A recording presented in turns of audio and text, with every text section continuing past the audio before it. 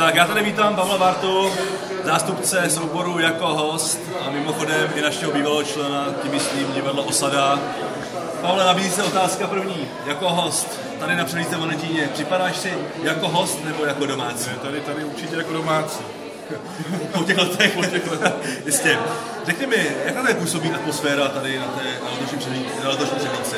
Myslím, že stejně jako na těch předchozích, prostě tady je perfektní atmosféra, vždycky tady byla. Vždycky jsem rád přijedu se zahrát. A máte v plánu ty nebo kolegové souboru navštívit jiná představení, nebo jste tady na otočku pouze na vaše představení a Tradá domů? Takhle, dneska určitě Tradá domů, protože prý Osada zabrala celý kulturák, takže už není kde spát. Všechny žídenky jsou obsazeny. A myslím si, že během dneska se tu určitě někdo objeví. Jasně. A je něco, co si vůbec tady v Manetíně nenecháte každoročně ujít? Nejenom divadlo, myslím obecně, kde ve městě. Ve městě. Tak většinou pověstné jsou chlebíčky pana starosty. Jsem rád, že ta tradice pokračuje, i když už se přehlídka nemenuje Manetínská opona, ale chlebíčky jsou stále. No a pak samozřejmě hostinec u heretů, že to je taky pověstný.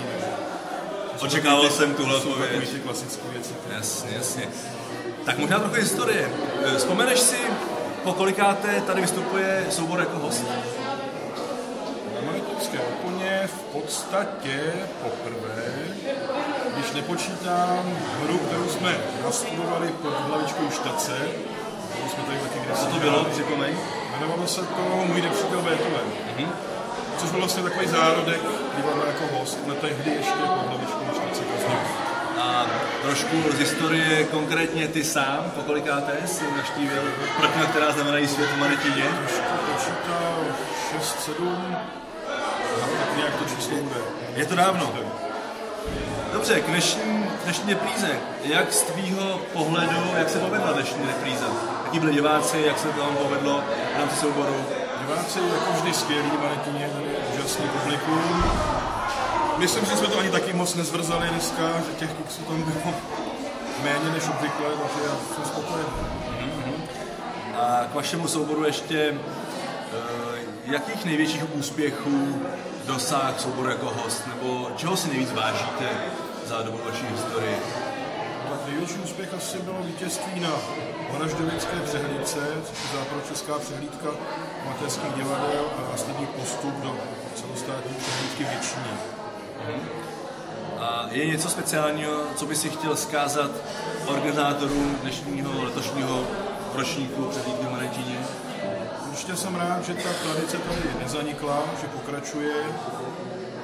Je s tím samozřejmě spousta práce.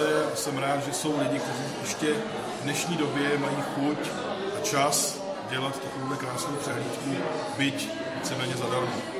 Takže to je určitě chvályhodné.